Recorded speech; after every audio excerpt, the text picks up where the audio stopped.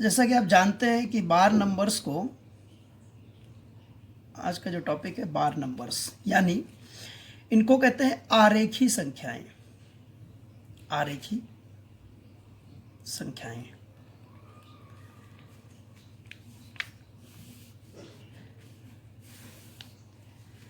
ऐसी संख्याएं जिनमें दशमलव के बाद में अंकों का रिपीटेशन होता है, यानी अंकों की पुनरावृत्ति होती है। जैसे मान लीजिए कि ये 0.33333 एंड सो ऑन, तो ये हो गया 0.3 बार।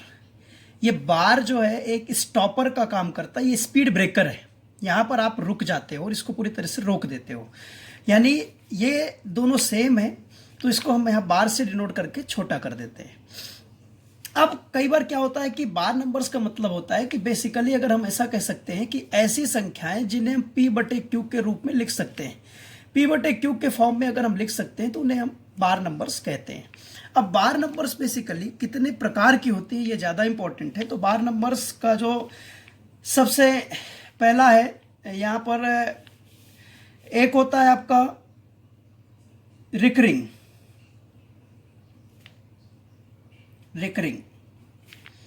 एक होता है प्योर रिकरिंग,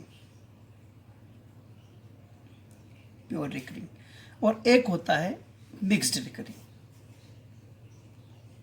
रिकरिंग। इनको आवर्ती संख्याएं भी कहा जाता है। तो ये क्या हो गया, ये आवर्ती संख्याएं, शुद्ध आवर्ती संख्याएं, और ये हो गया मिश्रित आवर्ती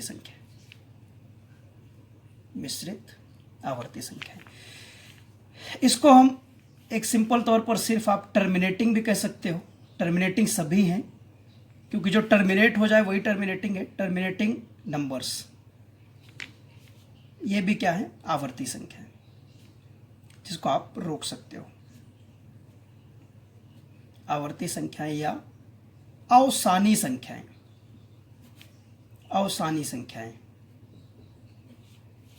ये आपके पास 3 तरह के बार नंबर्स मिल गए आपको। इनको और डिटेल में हम जानेंगे संख्याओं के प्रकार टॉपिक में। अभी सिर्फ हमें इनसे रिलेटेड क्वेश्चन कैसे बनते हैं वो जानना है। तो देखिए, जो टर्मिनेटिंग नंबर्स होते हैं तो बहुत सिंपल सी बात है कि जैसे आपके पास लिखा हुआ है 0 2 4 3, ये एक सिंपल सा दशमलव अंक है, दशमलव संख्या है। इसको अगर हम भिन्न के रूप में लिखेंगे तो आप जानते हैं कि ये 243/1000। दशमलव के बाद 3 अंक हैं तो बटे में 3 शून्य आ जाएंगे। ये क्या है, शुद्ध आवर्ती का मतलब है, जैसे यहां लिखा है 9 बार। इसको हम क्या लिखते हैं, इसको अगर हम भिन्न के रूप में लिखेंगे तो 9/9 हो जाता है। एक दूसरा एग्जाम्पल लेते हैं, जैसे एक आ गया। दूसरा एग्जाम्पल लिया 0.7 बार, तो ये हम 7/9 लिख देते हैं। देखिए, दशमलव के बाद एक अंक में बार है तो बटे में 1 9 आएगा। इसका मतलब अगर दशमलव के बाद में 2 अंक में बार हो जाएगा तो ये पूरे अंक लिख देंगे, पूरी संख्या, और बटे में 2 9 आ जाएंगे। तो ये भी आपकी एक भिन्नात्मक संख्या बन गई। इसमें देखते हैं इसका फॉर्मेट क्या होता है। तो इसका फॉर्मेट जैसे मान लीजिए लिखा है 0.2345 बार। तो इसमें क्या होता है, देखिए 2 अंकों में बार है, 2 में नहीं है। तो इसको कैसे लिखेंगे, सबसे पहले पूरी संख्या लिख लीजिए, माइनस ये जो जिसमें बार नहीं है उसको आप घटा दीजिए, बटे जितने अंकों में बार है उतने 9 रखिए, तो 2 9, क्योंकि 2 अंकों में बार है, और 2 अंकों में बार नहीं है तो 2 शून्य रख दीजिए। इसके बाद इसको घटाएंगे तो कितना जाएगा, ये 2 2 3 2, और बटे में कितना जाएगा 9900। काटने की जरूरत नहीं है, हमें इससे एक रिजल्ट निकालना है, वो रिजल्ट मैं आपको बताऊंगा। यानी अगर हम बेसिकली समझें तो आप देख सकते हैं कि ये नंबर किस फॉर्मेट में है, ABCD।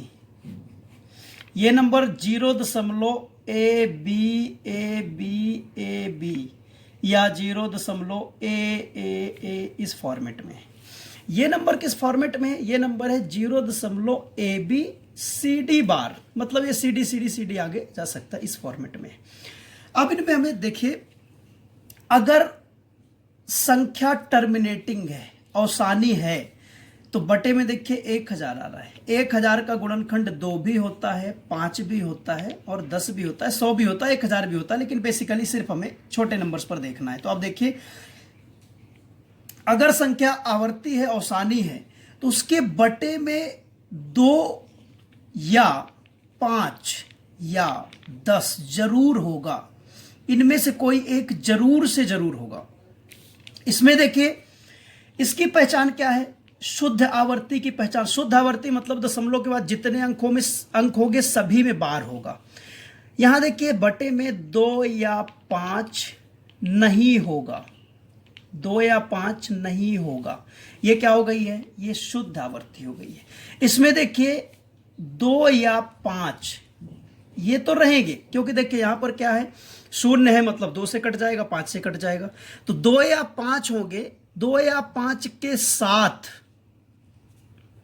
कोई अन्य संख्या भी होगी, कोई अन्य संख्या भी होगी, कोई भी अदर नंबर भी होगी। 2 या 5 है, अब इसके साथ 3 भी हो सकता है, 7 भी हो सकता है, कुछ भी हो सकता है, लेकिन 2 या 5 में से कोई एक तो होगा ही होगा, और इसके अलावा कोई एक और अंक होगा। फिर से मैं एक बार रिपीट कर देता हूं कि जो टर्मिनेटिंग नंबर्स हैं उनमें बटे में यानी हर में 2 या 5 या 10 में से कोई एक जरूर होगा।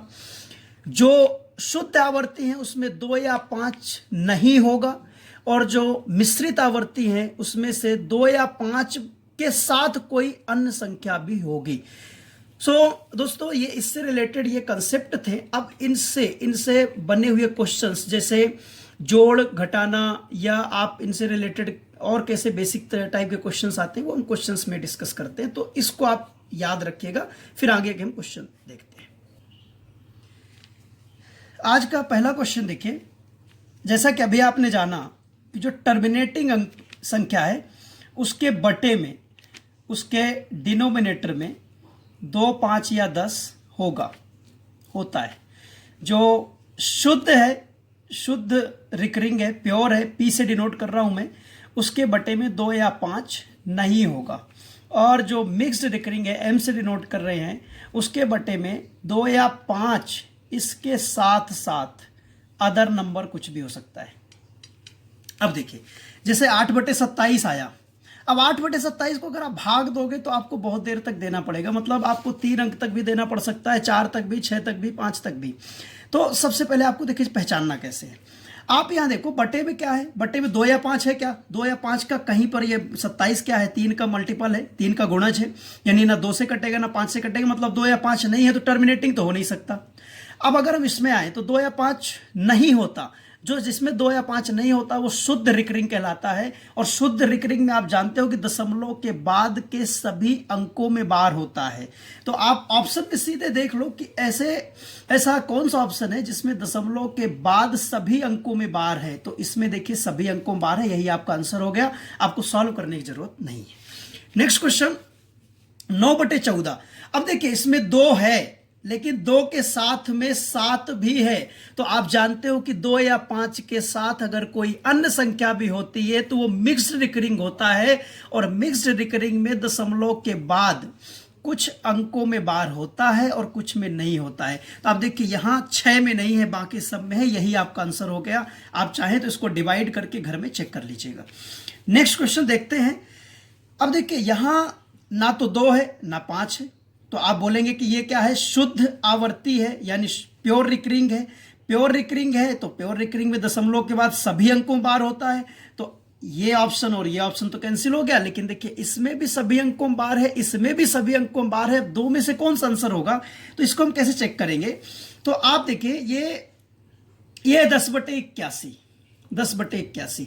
अगर मैं इनमें से किसी को भी सॉल्व करता हूं, यानी अगर मैं 1 2 3 4 5 6 7 8 और बटे मैंने आपको बताया था कि जितने अंकों में बार होगा उतने 9 रखते हैं, तो 1 2 3 4 5 6 7 8 9 आएंगे, तो 1 2 3 4 5 6 7 8 9। अब देखिए अगर मैं इसका इससे गुणा करूं, इसका इससे गुणा करूं तो बराबर आना चाहिए। तो आप ध्यान से देखिए कि अगर आप इसका इससे गुणा करेंगे तो आखिरी में कितना आएगा, 0। आखिरी में कितना आएगा, 0। और इसका इससे गुणा करेंगे तो आखिरी में कितना आएगा, 8। तो यहां आएगा 8, यहां आएगा 0। देखिए दोनों बराबर नहीं है, इसका मतलब ये वाला आंसर नहीं हो सकता। तो फिर बचा कौन सा, ये आंसर होगा। आपको चेक करना है तो देख लीजिए, पूरा आप मल्टीप्लाई नहीं कर सकते, हमारे पास इतना टाइम नहीं होता है। तो 1 2 3 4 5 6 7 9 और 0 बटे में देखिए 2 2 4 2 6 2 8 एक 9 अंक हैं, तो कितने 9 आ जाएंगे, 9 9 आएंगे। तो अब देखिए इसका गुणा करेंगे तो आखिरी में क्या आएगा, 0। यहां से करेंगे तो आखिरी में क्या आएगा, 0, मतलब ये बराबर होगा। तो आपके पास में सिर्फ डी ऑप्शन आंसर है। आप इसको डिवाइड करके घर में चेक करिएगा, आपको आंसर यही मिलेगा। नेक्स्ट क्वेश्चन आपसे पूछ रहा है सबसे बड़ी संख्या कौन सी है। तो देखिए 0.925 0.925 बार अगर मैं इसको बढ़ाऊं तो देखिए 9 2 5 5 5 5 आगे बढ़ता जाएगा। ये क्या है, 0.9, फिर 2 5 2 5 2 5 आगे बढ़ता जाएगा। फिर इसमें देखिए 0.925 925 आगे, अब 0.925 और ये 0। अब इसमें देखिए आप इकाई में 9, यहाँ भी सॉरी दशमलव के बाद ये 9 ये 9 ये 9, यहाँ भी 9, यहाँ 2, यहाँ भी 2, यहाँ भी 2, यहाँ 2, यहाँ क्या है 5, यहाँ भी 5, यहाँ कितना आ गया 2, यहाँ कितना है 5। अब देखिए यहाँ 0 है, यहाँ 5 है, लेकिन यहाँ सबसे ज़्यादा है 9, तो सबसे बड़ा अंक हो गया आपका डी नंबर। नेक्स्ट क्वेश्चन, चलिए इस क्वेश्चन में इसका आपको क्यूब रूट निकालना है। तो आप देखो दशमलव के बाद कितने अंकों में बार है, 3 अंकों में बार है। तो भाई ये पूरे 3 अंक ले लो आप, 0.37 बटे में जितने अंकों में बार होता है उतने 9 आते हैं, तो बटे में ये 9। अब इस 0 का कोई मतलब नहीं, मतलब ये 37 है, 37। 37 एक अभाज्य संख्या है, मतलब ये हुआ कि अब 999 या तो 37 से कटेगा या फिर नहीं कटेगा, और नहीं कटेगा तो फिर क्यूब रूट निकलेगा नहीं। अब इससे क्या करेंगे, इससे 37 से हम इसको देखिए काटेंगे तो ये कितना आएगा, 37 दूनी 74, 2 बार ही कट सकता है, तो ये 37 दूनी 74। अब इसमें हम 74 माइनस करते हैं तो ये 5 ये 2 और ये 9। अब देखिए 7 बार और कट सकता है, क्योंकि 7 7 49 4 7 21 और 4 25, तो 7 बार कट सकता है। मतलब ये आया क्यूब रूट ऑफ 1/27। तो देखिए 1/27 का क्यूब रूट 1/3, और 1/3 को आप जब भाग देते हैं तो 0.333 ये अनंत तक चलेगा, तो 0.3 बार। यही इस प्रश्न का आंसर है। नेक्स्ट क्वेश्चन में देखिए ये m का मान, अब आप बताइए m का मान हम कैसे लिख सकते हैं। 0.459459459 मतलब ये बन गया 0.459 बार, तो ये बन गया 459/999। इसको देखिए आप 9 से काट सकते हैं, 9 पन्ना 45, 9 से 1 बार, 9 से 1 1 1।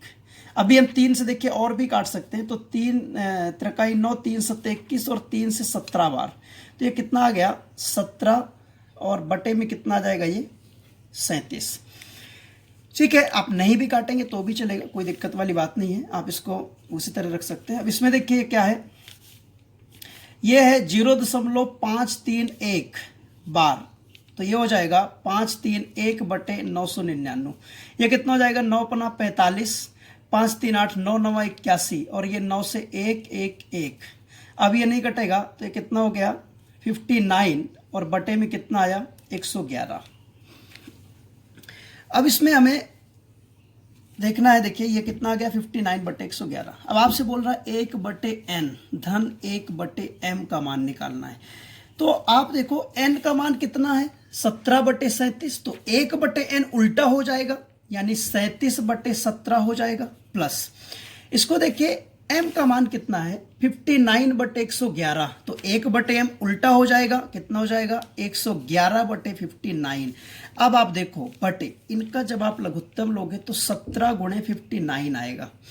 तो आपको ये सॉल्व करने की जरूरत नहीं है, क्योंकि अगर आप देखिए इसको सॉल्व करते हैं तो कितना कॉम्प्लिकेटेड हो जाएगा। ये 17 और यहाँ से ये क्या हो जाएगा, इसमें से अगर आप गुणा करते हैं तो आप देखिए 9×7=63, बटे में कितना आना चाहिए, ये 3 आना चाहिए। यहाँ कोई भी ऑप्शन मैच नहीं कर रहा है, मैं आपको एक बार इसको बता देता हूँ, क्योंकि आप जब भी इसको सॉल्व करेंगे तो देखिए 9×7=63, लास्ट में आपका 3 आना चाहिए, बटे में इकाई के स्थान पर 3 आना चाहिए, वही आपका आंसर हो जाएगा। अगर आप इसको सॉल्व करते हैं, देखिए 17 कट गया तो कितना हो गया, 37 × 59 प्लस ये 59 से 59 कट गया तो 17 गुणे कितना हो गया, ये 111। अब इसको अगर हम सॉल्व करते हैं तो ये क्या हो जाएगा, इसको हम डिवाइड करेंगे, देखिए मल्टीप्लाई करते हैं तो ये 37 गुणे तो 5 सते 35 और इधर कितना 5 सते 35, 5 तिया 15, 15 3 18, ये 0, 9 सत्ते 63, 9 त्रिक 27, 27 और 6 कितना 33। अब इसको जोड़ दीजिए आप तो कितना हो जाएगा, ये 3, 5 3 8, 8 3 11 और 1 1 2 प्लस 17 से एक बार, 17 1 18 और ये 17 1 18 और बटे में कितना हो जाएगा, ये कितना हो जाएगा, 17 नहीं 153, 15 और 17 पन्ना 85, 85 और 15 कितना होता है 100, ये हो गया 1003।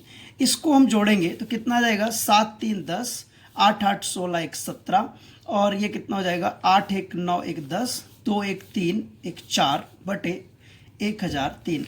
दोस्तों ये जो क्वेश्चन मैंने लिया था तो उसके ऑप्शन गलत थे, अदरवाइज आपको कुछ करने की जरूरत नहीं थी। आप डी ऑप्शन बनाइए, डी ऑप्शन होगा 4070 बटे 1003। तो आप ध्यान से देखिए कि बटे में अगर मैं 9×7=63 करता तो मुझे इकाई का अंक यहाँ 3 मिल जाता, मैं उसी को टिक लगा देता। अगर ऐसे 2 ऑप्शन होते तो फिर आपको सॉल्व करना पड़ता, लेकिन ऐसे केस में ऐसा होगा नहीं। नेक्स्ट क्वेश्चन में देखिए, m का मान 0.1 धन 0.1 वर्ग धन 0.01 स्क्वायर। अब देखो दशमलव के बाद में सबसे अधिक अंक कहां पर है, तो यहां पर है।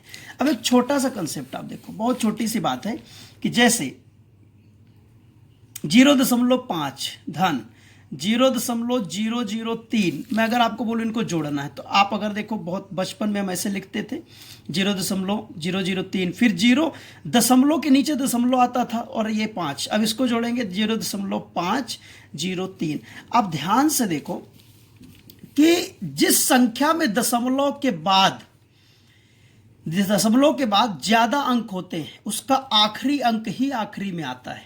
तो आप देखो दशमलव के बाद इसमें अधिक अंक हैं तो इसका जो आखिरी अंक होगा वो आखिरी में आएगा।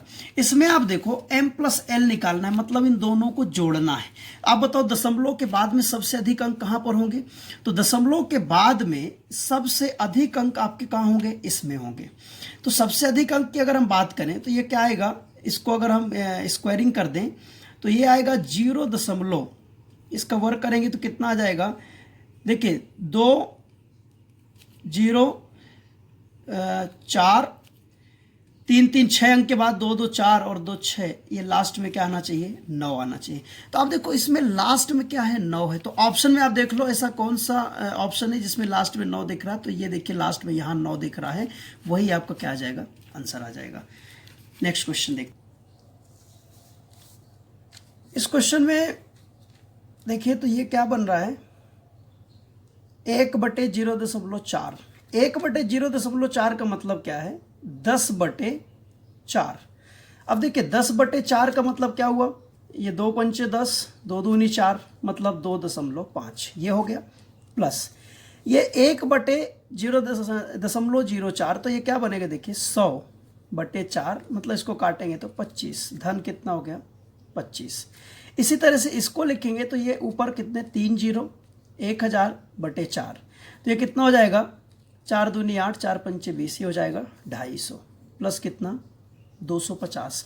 अब आगे आप देखो आखिरी के 3 अंक यहाँ देखिए 555, आखिरी के 3 अंक कितना, ये हो गया, आखिरी के 3 अंक ये देखो सब अलग अलग है। आखिरी के 3 अंक को जोड़ के हम देख लेते हैं तो ये 250 और ये 25 कितना हो गया, 275 और ये 2 कितना हो जाएगा, 277.5। तो देखो आप 775 आखिरी में कहाँ आ रहा है, यहाँ आ रहा है, तो यही आपका आंसर हो जाएगा। आप आगे इसको बढ़ा सकते हैं लेकिन कोई मतलब नहीं है बढ़ाने से।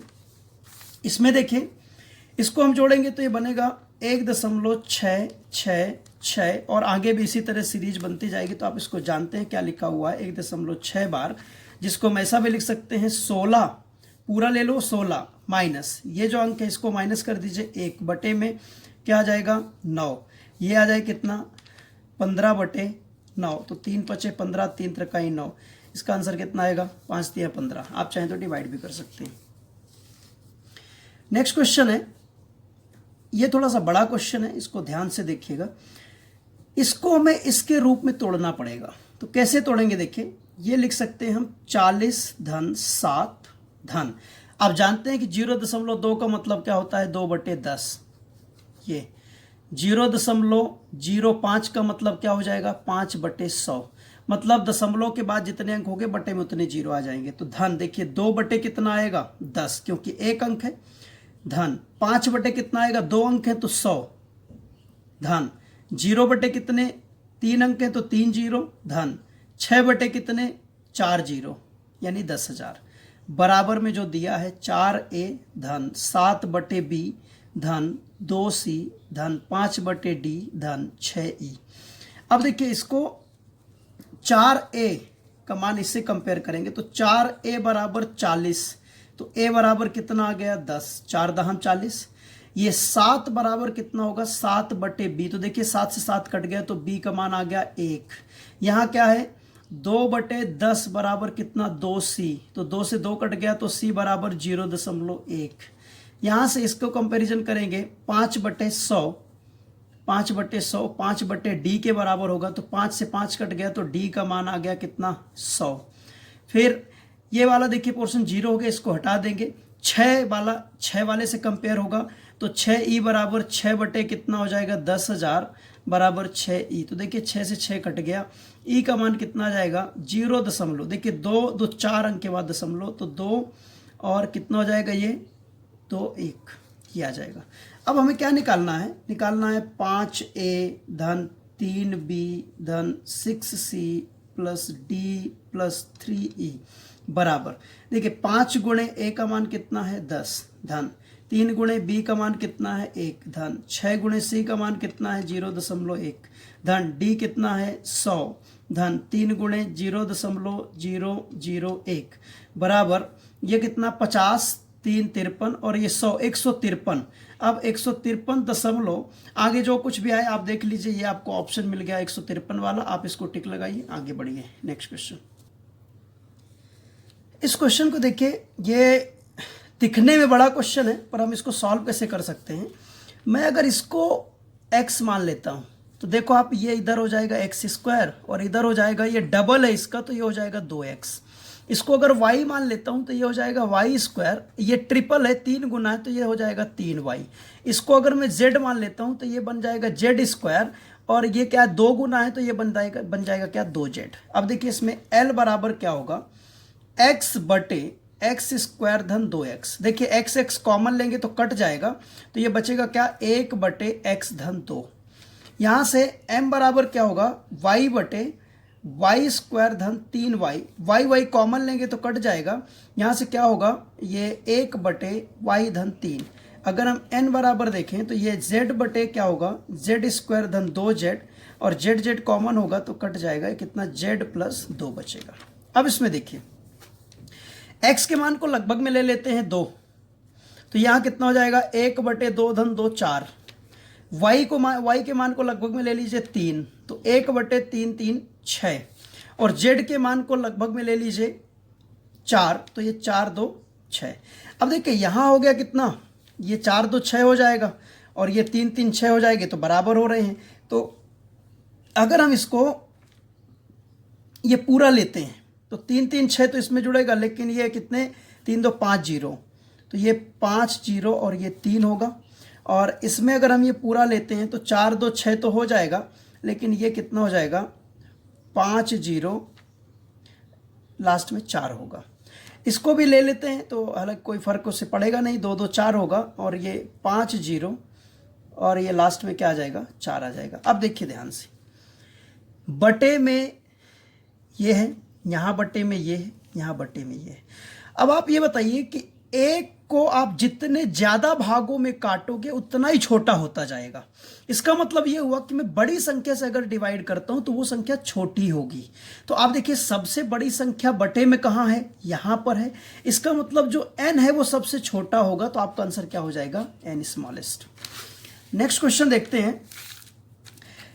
ये दोनों 10,000 के बराबर है, इसको बराबर करिए और इसको बराबर करिए। तो देखिए 4.7 की घात x बराबर है 10,000, और इसी तरह से हम कर सकते हैं ये 0.047 की घात y बराबर कितना हो जाएगा, ये भी है 10,000। अब देखिए इसको 4.7 अगर निकालेंगे तो ये कितना बनेगा, ये बन जाएगा 10,000 की घात 1/x। अब देखिए ये कैसे होता है, ये आप जानते हो कि अगर ये x स्क्वायर है बराबर में 5 लिखा है तो x स्क्वायर उधर जाके क्या बन जाता है, x बराबर क्या हो जाता है √5, और √5 का मतलब क्या होता है 5 की घात 1/2। देखिए अगर 3 घात होता तो 5 की घात क्या बन जाता, ये अगर x बराबर क्या होता 5 तो 5 की घात क्या बन जाता 1/3। उसी तरह से अगर हमने ये निकाला तो देखिए 4.7 बराबर क्या बन गया 10,000 की घात कितना 1/x। इसी तरह से इसको अगर हम करते हैं 0.047 बराबर 10,000 की घात में क्या हो जाएगा 1/y। अब देखिए इससे इसको डिवाइड कर देते हैं, तो डिवाइड करेंगे तो ये दशमलव यहाँ से दशमलव तो ऊपर 2 जीरो बढ़ जाएंगे, 47 कट जाएगा, मतलब ऊपर हो जाएगा 100। तो देखिए 100 बराबर, ये आधार समान है तो घातें घट जाएंगी, मतलब ये बनेगा 10,000 की घात में 1/x माइनस 1/y। अब देखिए ये हो गया कितना 100 की घात 1 बराबर 10,000 को क्या लिख सकते हैं आप 100 की घात 2 और गुणे में क्या है 1/x माइनस 1/y। अब देखिए करनी का एक नियम आप जानते हैं कि आधार समान होने पर घातें बराबर होती हैं, तो यहाँ से क्या हो जाएगा 2 1/x माइनस 1/y बराबर 1, तो 1/x माइनस 1/y बराबर 1/2 आपका आंसर हो जाएगा 1/2। दोस्तों अभी समझाने में मुझे थोड़ा सा टाइम लग रहा है एक्सप्लेन करने में, लेकिन आप प्रैक्टिस के बाद में और इसी क्वेश्चन को जब एग्जाम में करने बैठेंगे तो ये बहुत कम समय में आप कर सकते हैं, बहुत ज़्यादा कॉम्प्लिकेटेड नहीं है।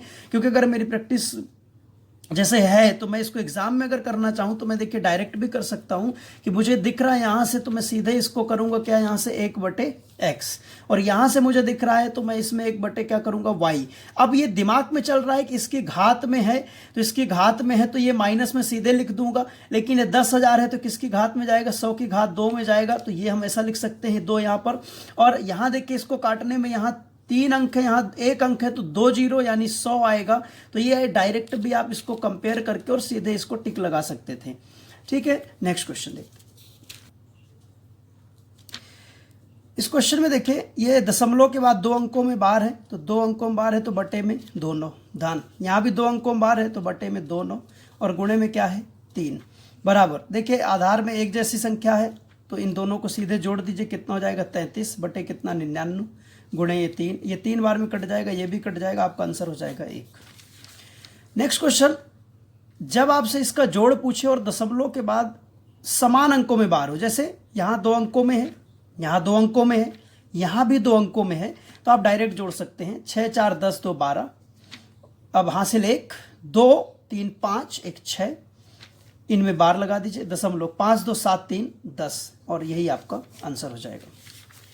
इसमें देखते हैं, अब देखिए इसमें दशमलव के बाद 1 अंक में है 1 अंक में नहीं है, यहाँ देखिए 2 अंक में नहीं है 1 अंक में है, तो इसको आप डायरेक्ट नहीं कर सकते, क्योंकि अगर आप इसको ऐसे लिखेंगे 2 धन 56 माइनस 5 बटे 9 शून्य धन 2 धन ये कितना हो जाएगा 345 माइनस 34 बटे 9 फिर डबल शून्य, ये अगर आप करते हैं तो ये बहुत ज़्यादा कॉम्प्लिकेटेड हो जाएगा, तो ये आपको नहीं करना है। आपको क्या करना है 2.5। अब देखिए 6 का रिपीटेशन है तो आप 7-8 बार लिख लो, जितना ज़्यादा बार लिखोगे उतना शुद्ध आंसर आएगा, प्लस 2.34। अब देखिए 5 5 5 5 5 5 का रिपीटेशन है।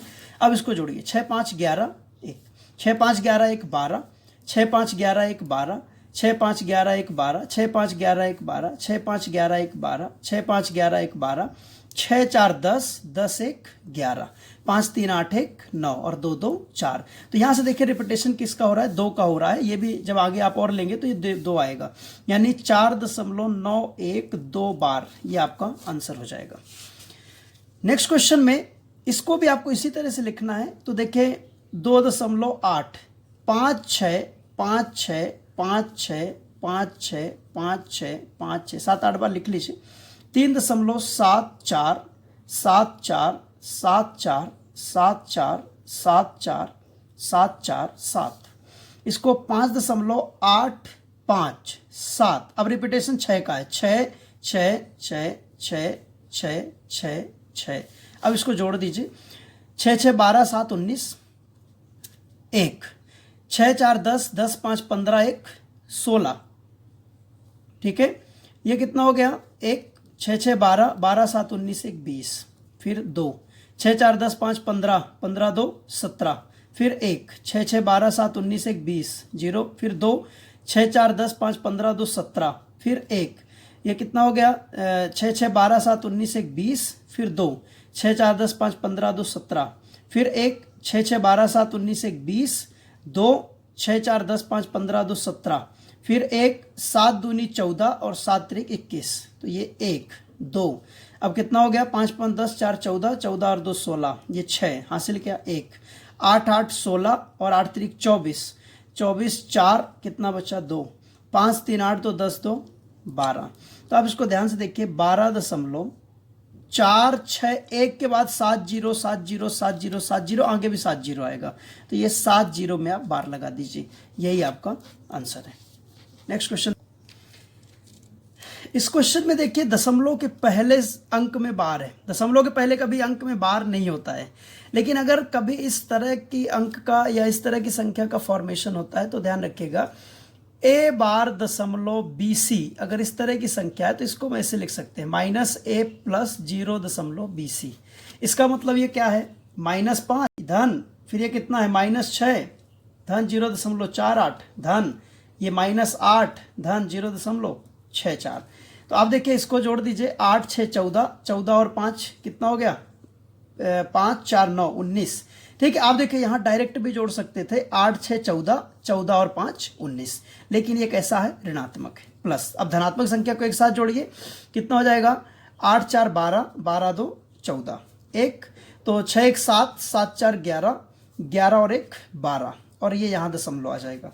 अब देखिए इसमें से 19 में से 1 गया तो 18 और 0.2, यानी इसमें से इसको घटा दीजिए तो ये आएगा -17.76, तो इसको लिख सकते हैं 17 बार 0.76, यही आपका आंसर है। इस क्वेश्चन में ये आया हुआ क्वेश्चन एसएससी में, हालांकि जितने हमने क्वेश्चन किए हैं वो कहीं ना कहीं किसी न किसी एग्जाम में पूछे गए हैं, पर ये क्वेश्चन पर्टिकुलर एसएससी में पूछा गया है। तो इसमें देखिए सरलीकृत रूप का मतलब क्या है? अब आप जानते हैं कि दशमलव के बाद 3 अंकों में बार है, तो बटे में 3 9 आएंगे, यानी इसको हम लिख सकते हैं 126 बटे देखिए 3 9। अब कुछ लोग क्या करेंगे, इसको डायरेक्ट जोड़ देंगे, तो जोड़ने से ये आंसर मिल जाएगा। और कुछ लोग जल्दी में क्या करेंगे, 3 से काट देंगे, 3 चौक 12 3 दूनी 6 3 त्रिकाई 9 3 त्रिकाई 9 3 त्रिकाई 9, ठीक है, आपने ठीक काटा है। लेकिन अगर इसी को तुरंत आप जोड़ दोगे तो ये आंसर मिल जाएगा, जबकि सरलीकृत रूप नहीं है।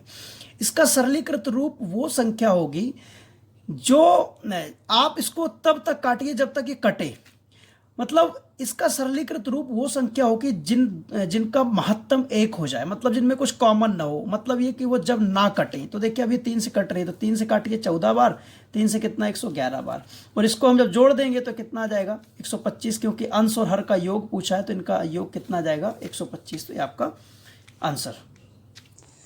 तो दोस्तों ये थे आज के क्वेश्चंस, इनको आप पढ़िए, नोट करिए, और इनको पढ़ने से पहले इनके पहले वाली वीडियोस भी देख लीजिए, जिससे मेरी मेहनत भी सार्थक हो जाए और आपको फ़ायदा भी पहुंच जाए। सो मैं उम्मीद करता हूं कि आप सभी लोग नोट्स बना रहे होंगे, पढ़ रहे होंगे, और बार बार मैं डेली यही बात आपसे बोलता हूं कि जिससे आप पढ़ते रहें और फोकस अपना बनाए रखें, और इससे लाभ पहुँचता रहे आपको, आप खुश रहें, मस्त रहें, स्वस्थ रहें। बस आज के लिए इतना ही, बहुत बहुत शुक्रिया, धन्यवाद।